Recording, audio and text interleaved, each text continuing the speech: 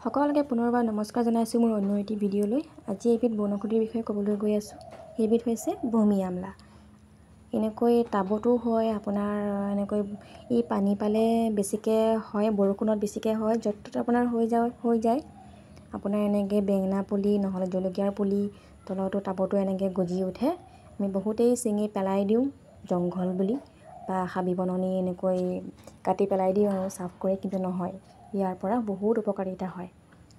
প্ৰায় ডাঙৰ আমলখিৰ পাতটোৰ নিচিনা একেই হয়, পাতটো দেখিবলৈ ছেম, কিন্তু এইজোপা ডাঙৰ আমলখি হয়।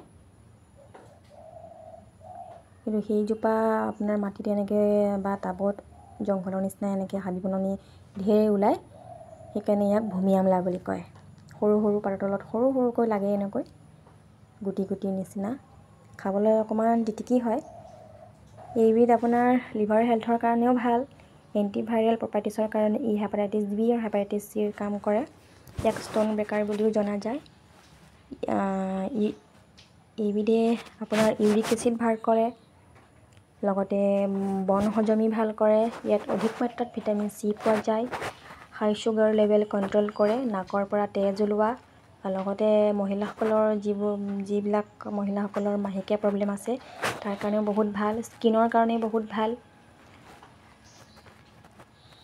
এইবিধ হৈছে ভূমি আমলা।